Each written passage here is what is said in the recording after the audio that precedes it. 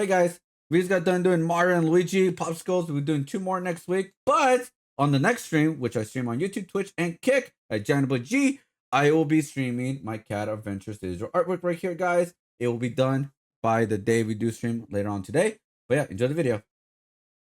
Alright guys, the most disturbing banned YouTube channels. Why is this guy still allowed when he has an actual FBI warrant and he's on the most wanted list? A woman who adopted 7 children and used them to make social media videos is now under arrest. A year later, he has actually been arrested by the police, possibly facing extradition for running a literal cult. Obviously, not every video on YouTube is cute or funny. Some channels push the limits so hard, they get kicked off of YouTube forever. But what type of content could be so bad that it forces YouTube to ban an entire channel? Let's find out. These are YouTube channels banned for disturbing reasons, part 2. As usual, we'll begin with the lighter cases and move on to... Hold on, guys. Give me 1 sec. I gotta get some water. Alright, sorry about that, guys. I had to go get some water. Alright, my bad, guys. There you go. Alright, I had to get some water. There you go. The more disturbing ones at the end. I'm Visual Venture, and you are awesome. The Catch Me Killer. Thank you. In February 2009, a new channel appeared on YouTube, but their first video was so disturbing that it left viewers feeling disgusted and angry. A man using the name Catch Me Killer posted a video saying he was responsible for several unsolved crimes. The YouTuber blurred his face and distorted his voice so no one could identify him. And then he began his confession. What? I decided to do it on YouTube because there's millions of people who fuck my body at times. Whenever my body is found, then the clue is where's that body. He claimed he'd taken the lives of 16 women and hidden the remains. Although he said he was confessing, there was no regret in his voice. Instead, he sounded proud. The end of the video was the worst part. This mystery man issued a challenge to everyone watching. The Catch Me Killer tells viewers, play my game and solve my puzzles and I'll lead you to 16 bodies one by one. He promised to provide a clue every week until they located the victims, saying once all 16 bodies are found, you'll know exactly who I am. But he also added a warning for the police, don't try to chase me, don't try to catch me. Once this video went viral on YouTube, people wondered who this mystery man was. Was he a real criminal or was this all just a big joke? The only way to find out was to play his twisted game. It was obvious this mystery YouTuber knew what he was talking about. Every clue he gave was connected to an unsolved case, usually involving missing people. He would also leave cryptic messages below videos that were talking about certain missing women. He never really stated anything outright, but he would heavily imply that he had some sort of involvement in their disappearance. His first clue was about Tara Grinstead, a former beauty queen from South Georgia. She'd been missing since 2005. Although he didn't say her name, he talked about her past as a pageant contestant. He also hinted that he was responsible for the disappearance of Jennifer Kessie, another missing person from 2006. Since these clues were linked to real cases, the police launched a manhunt to find this mysterious YouTuber. But their only lead was a YouTube video with a blurred face and altered voice. That wasn't much, but it was enough to track him down. Cyber experts identified the IP address of the computer that posted the video. They traced it to a house in Florida. Hours later, agents stormed the house and arrested the man responsible for the Catch Me Killer YouTube channel. His name was Andrew Scott Haley, and he was in his late 20s. The cops thought they caught a criminal. I mean, this guy confessed to taking 16 lives in his YouTube video. The biggest surprise was yet to come, because when they arrested Andrew Scott Haley, they realized it was all a lie. When Andrew, aka the Catch Me Killer, was questioned, he gave cops a ridiculous explanation. Andrew claimed everything he said in his video was a joke. He said he was playing a game to fool people on the internet. And he was right. Police found nothing to indicate he was involved in any of these disappearances. But that didn't mean Andrew was off the hook. Police spent hundreds of hours and tens of thousands of dollars trying to catch him. This hoax wasted public resources and caused real pain to the families of the missing people. Andrew was charged with evidence tampering and making false statements because his videos disrupted the investigations into these cases. He was sentenced to 2 years in a work release jail and several more years of probation. The Catch Me Killer YouTube channel was banned and all his disgusting videos were scrubbed from the internet. But that's not the only YouTube channel banned for faking something. Andrew may have lied about being a criminal, but this next channel allegedly faked something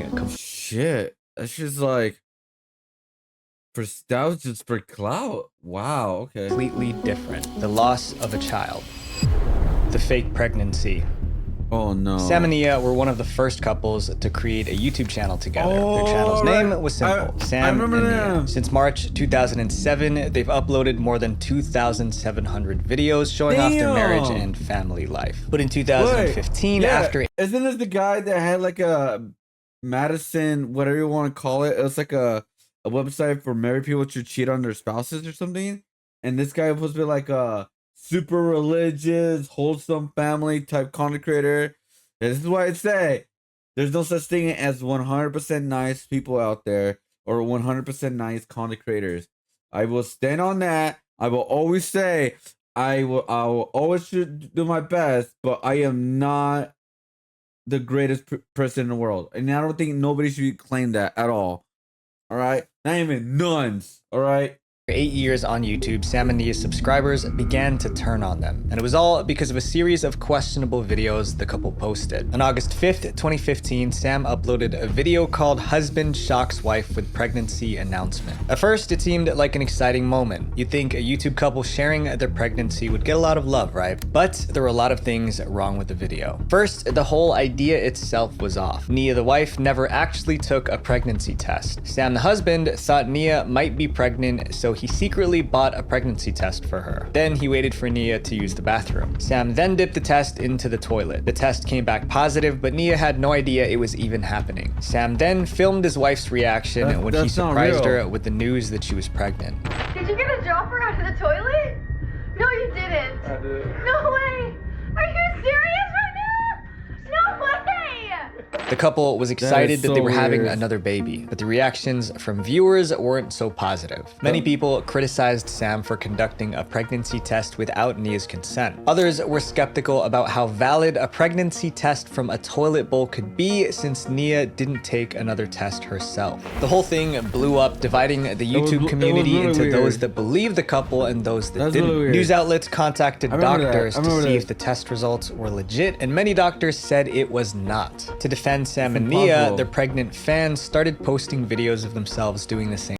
So it's like pretty much like, yeah, you can't, once it's contaminated by water or something else, then the test will fail, right? So that was like the weirdest thing. Like, no, you cannot take piss out of the toilet. That's the thing. Like that. They would use their toilet bowls for the pregnancy test and show positive test results to the camera to prove that Sam and Nia were telling the truth. But it wasn't the pregnancy test drama that upset subscribers the most. It was a video posted 3 days later called Our Baby Had a Heartbeat that really hit a nerve. I told Nia, I said, Nia, God's ready to use us in a huge way. We were so happy. Just days after the pregnancy announcement video, Sam and Nia shared a heartbreaking update. Their baby was gone. The couple cried as they revealed that they lost their baby. But instead of triggering sympathy, this video only made subscribers angrier. Their problem was that Sam and Nia didn't visit a doctor about the pregnancy or the miscarriage. The couple chose to only consult each other, with Sam saying that he could handle everything since he was a nurse. Their behavior was unusual and subscribers began to distrust the couple. Right after the alleged miscarriage, Sam and Nia started making their daily vlogs again, but they weren't behaving like a couple who just lost a baby. On the contrary, they did things that made subscribers suspect that the miscarriage and pregnancy were both faked. For example, the next day after the miscarriage announcement, they posted a video taking their kids to Legoland. But instead of paying at the gate, Sam and Nia wanted to get in for free because of their recent viral videos. When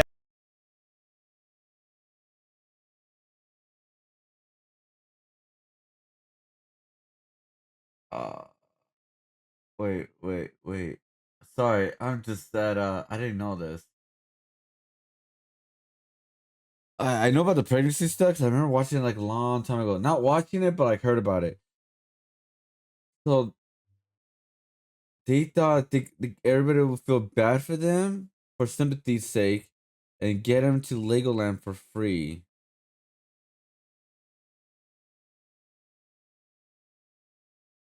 Wow. All right. Damn. Cloud is a bitch, man. That didn't work. Sam complained. He wants to leverage our viralness, our virality, to get into Legoland. I don't think it's right. No, sorry guys. He didn't recognize the video. Now we got a bunch of disappointed kids.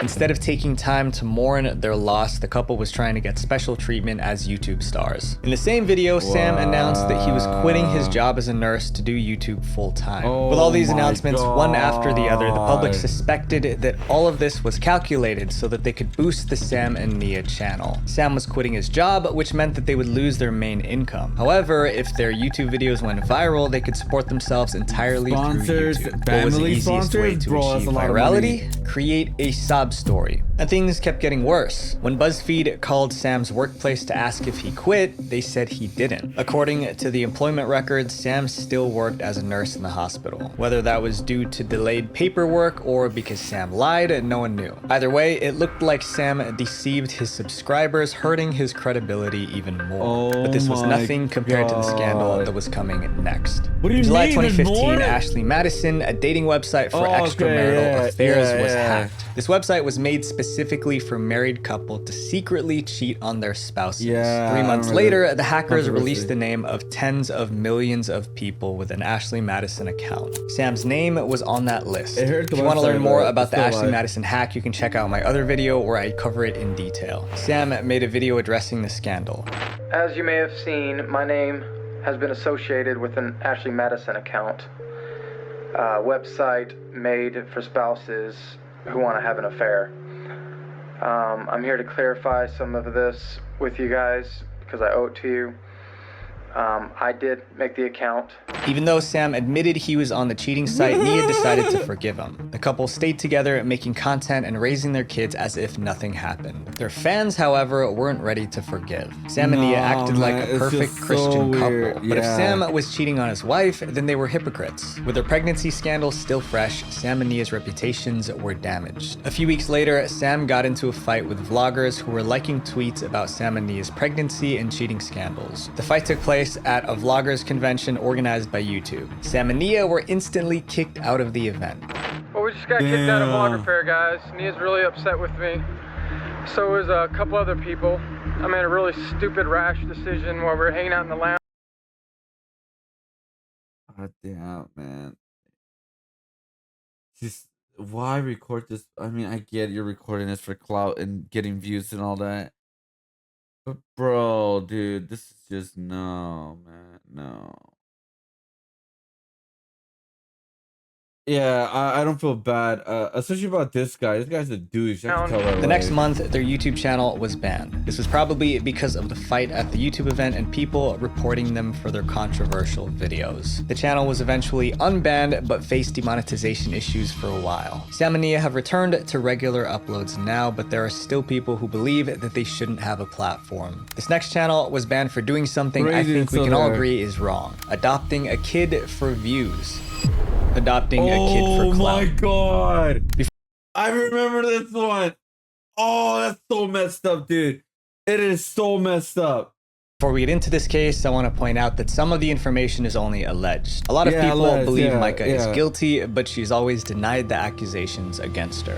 With 4 kids, a devoted husband, and almost 200,000 subscribers, Micah Stouffer was living the suburban dream. She was a stay-at-home mom turned content creator. She got her start on YouTube by making videos of her cleaning the house and doing home makeovers. Her husband, James Stouffer, was also a YouTuber. His channel, Stouffer Garage, currently has over 1.3 million subscribers and 200 million views. By early 2017, Micah and James were successful YouTubers, but they always wanted more. More views, more subscribers, and of course, more money. That's when they did something that skyrocketed their YouTube views. In October 2017, Micah posted a video called Huxley's Emotional Adoption Video, and it went viral instantly. In the video, Micah showed the whole process of adopting a 2-year-old boy from China who they named Huxley. He became the newest member of their their family joining their 4 biological kids. Just weeks after uploading the video, it racked up 5.5 million views, making it the most watched video on Micah's channel. Viewers were hooked on Huxley's adoption story. To capitalize on this attention, Micah and James started a new channel called The Stouffer Life, where they posted updates about their adopted son and other family-related content. The channel was an instant success. The channel grew from 80,000 to 131,000 subscribers in just that month alone.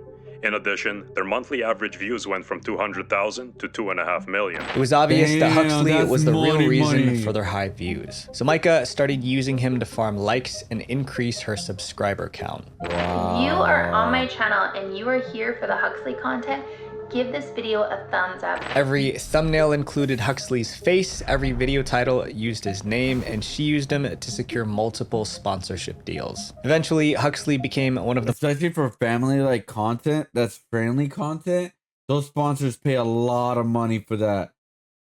Bro, I wonder when this kid grows up, be like, yo, those people were fucking assholes. most beloved kids on YouTube. Although things looked good on screen, trouble was brewing behind the scenes. In June 2020, Micah and James posted a video sharing devastating news. Huxley was no longer with them.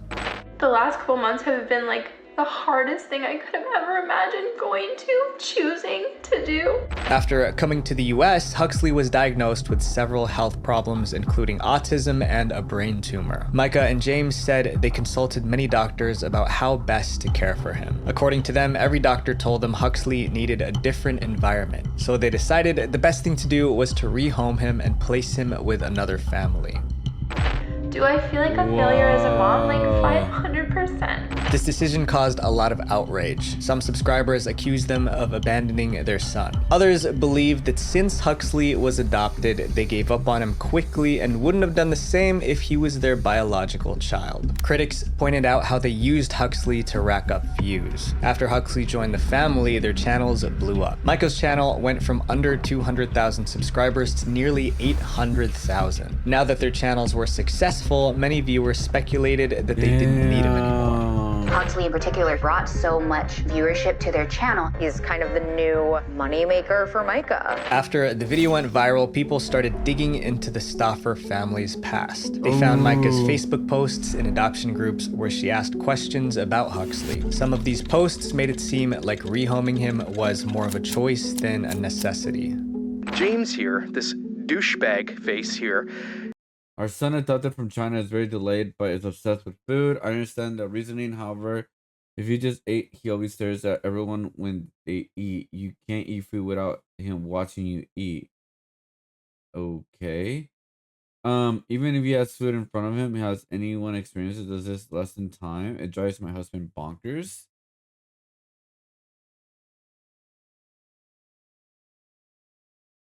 That he stares at you while you eat, the kid? Bro, it's a kid, man. Hates the fact that Huxley watches him eat. This is supposed to be this kid's father. Okay, if my kid wants to watch me eat, my kids watch me take a dump. I can't get privacy. I love my kids still. This guy is a total... Angry subscribers dug up old vlog videos where Micah and James seemed frustrated with Huxley. In several videos, they scolded Huxley on camera and treated him differently from their other kids. Well, that's why you don't see on the vlog. Probably having a meltdown. Are you done? He's just having a bad day.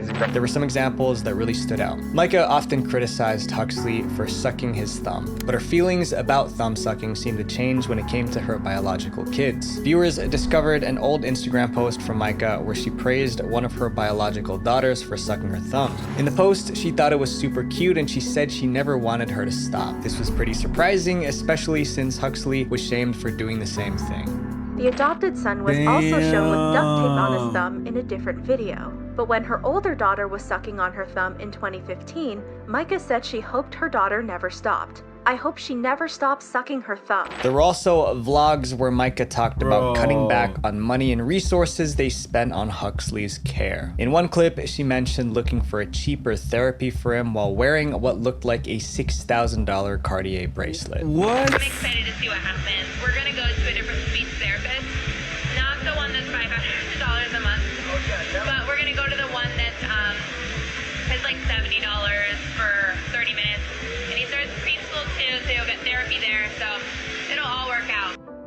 Wow. These videos raised concerns about Micah's parenting, making fans worry that Huxley might be mistreated when the cameras weren't rolling. People were so upset that they called the local sheriff to complain. After this controversy, YouTube suspended all of Micah and James's channels. An investigation was launched to ensure Huxley was safe. Huxley now lives with a new family and has changed his name. Micah's personal channel and the Stauffer Life channel were permanently deleted, while James still continues to make videos. But Micah isn't the only one whose content triggered an investigation. The next YouTube channel became the center of an FBI investigation. Wait, that's fucking crazy, dude. So he's still doing good? Like, this was a month ago? Hold on, I'm gonna search it real quick. Oh my god, I just realized something real quick. Hold up. Here we go. Hold up. Let me do something real quick.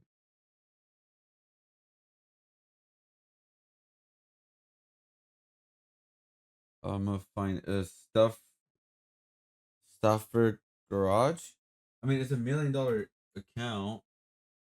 $1 million, like $1 million subscriber account. So I mean, it would be very hard to delete that if it didn't get deleted.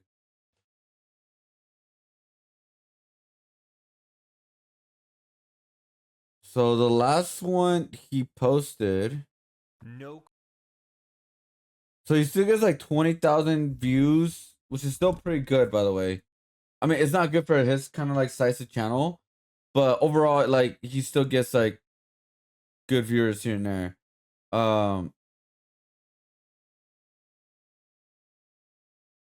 Yeah, he gets like got like 94, 100, but 95 dislikes. Okay. Yeah, I mean, he used to get how many views he used to get? Hold up. I mean, it looks like this is just a side gig, right? Because it looks like he works like an automobile kind of thing. He used to make 37 million views, 8 million. Wow, that's a lot of views. Damn, that channel went down hard ever since the controversy with his wife and everything too.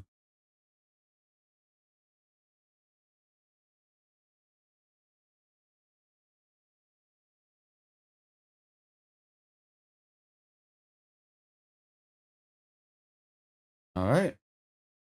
All right. One sec, guys. Yo, what up, Shadow? Damn, dude. Still continues to make videos. But Micah isn't the only one whose content triggered an investigation. The next YouTube channel became the center of an FBI investigation, but this time for a much darker reason. The false prophet. The YouTube channel Sunshine Media Network International, or SMNI News, is one of the most controversial channels in YouTube history. For starters, the man behind the channel was telling everyone he was God. But if that sounds strange, brace yourself because it only gets weirder. Apollo Kibuloy was born and raised in a small rural town in the Philippines his entire life. He came from nothing and lived with little. That is until 2005, when he announced to the world that he was chosen by God himself to be Christ on earth. The title was supposedly rewarded to him for living a pure life. Pastor Apollo Kibuloy, the most successful of the world's self-labeled saviors. The official coming of the Son of God was in April 13, 2005. But years before then, in 1985, Apollo was the leader of a church called the Kingdom of Jesus Christ in the Philippines. A few years after the church was created, he created SMNI News, which aired on television. But he went on to create the SMNI YouTube channel, which was a huge part of his media empire, giving him exposure to billions of people. But there was a big problem. Apollo was saying some extreme things on YouTube. As far back as 2005, Apollo called himself the Messiah and the appointed Son of God, basically implying he was God on earth. He made YouTube videos talking about how he was divine and tried to recruit more followers. But Apollo had a lot of enemies, and he often threatened and insulted them in his videos. Other videos showed him living in luxury while treating his followers like they were his servants. This may be the most beautiful spot in the Philippines, and it's paid for by people who live on $2 a day. So how do you justify your lifestyle? I mean, your watch could probably feed 100 families for a month. If this is not God's will for me to have this things I have, you can take it away. Despite all this, SMNI managed to avoid getting banned. That was until June 2023, when one man made it his mission to get the channel kicked off of YouTube. Mudahar from Some Ordinary Gamers tweeted at the YouTube team asking them to take down the news channel. He had a really good reason for this request. It turns out that Apollo Kiboloi, the man running the channel, was wanted by the FBI. Why is this guy still allowed when he has an actual FBI warrant and he's on the most wanted list?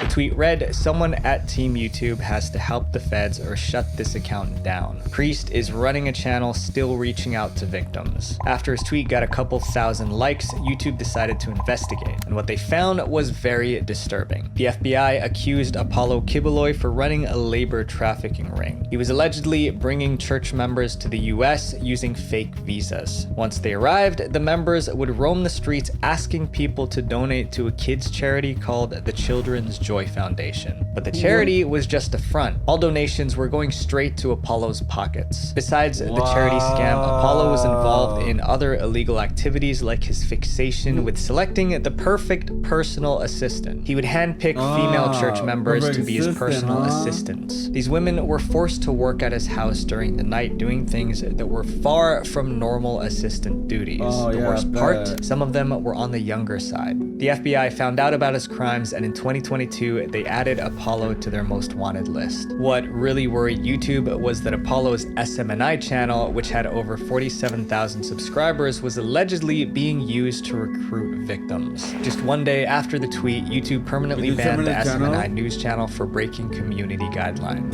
Although the channel was banned, Kiboloi managed to avoid arrest for about a year. But finally, in September 2024, the FBI caught him. And a year later, he has actually been arrested by the police, possibly facing extradition for running a literal cult.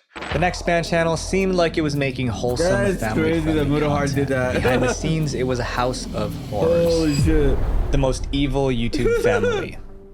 In June 2012, Michelle Hobson created one of YouTube's most famous family channels. It was called Fantastic Adventures. Aisha, and I'm Summer, and we're from Fantastic Adventures. Michelle was no ordinary mom. She was a suburban mom with 7 adopted kids, and she made videos documenting her family's daily life. People enjoyed watching the family's fun interactions, and by 2019, their channel Fantastic Adventures had 800,000 subscribers and 350 million views. As Michelle got more subscribers on YouTube, she started making a lot of money. Like many influencers who suddenly get rich, Michelle became obsessed with maintaining her newfound wealth. But in doing so, she went from a caring mom to a monster. Michelle ran a tight ship to make sure the channel kept making money. She knew her kids were the reason for the channel's success, so she pulled them out of school to film more videos. Like other YouTubers, Michelle started using scripts and rehearsals to perfect her content. Her kids had to memorize their lines and perform them just right. But like most kids, sometimes they didn't feel like doing it. When that happened, Michelle wasn't just strict, she was cruel. Instead of giving them breaks or encouraging them, Michelle took a much harsher approach. If her kids refused to film or messed up a line, she would punish them. This included skipping meals, ice baths, or even using pepper spray. She also didn't give them enough attention.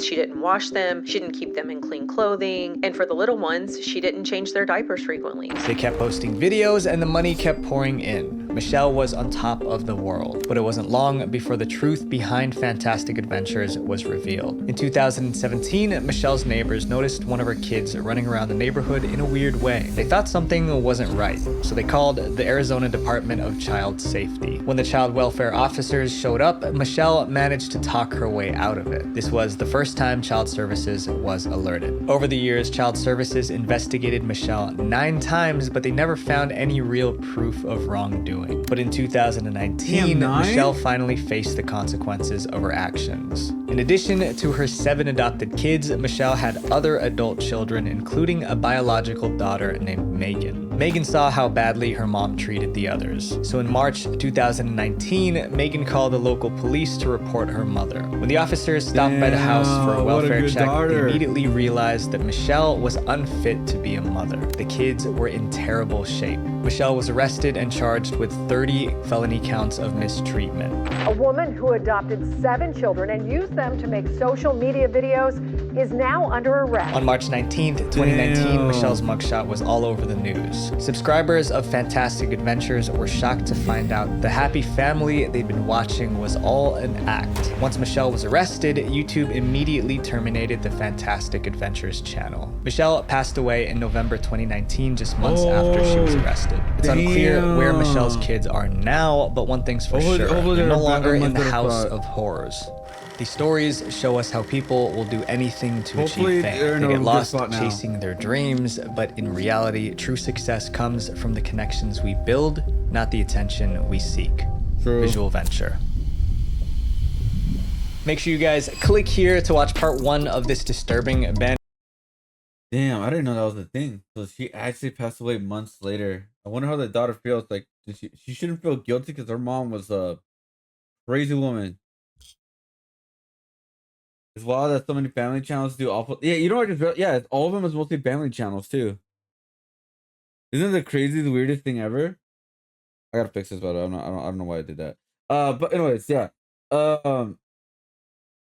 That's the weirdest thing. It's all family channels. For those who wonder, this comment is older than the video works. The comments you have believe are premiere for the video. Okay. It's still not banned now. Making a Cyber Wolf. Pixie was diagnosed with several health problems, including autism and brain tumor. Putting these beside each other is insane. Yeah, that bro. Yeah, dude, that's just like, bro. Hopefully that kid's doing okay. The Ashley Madison hackers, they actually did their jobs pretty well, pretty much. Like, they exposed everybody. Oh, like, bro, oh my god, remember when that came out? That shit was crazy, dude.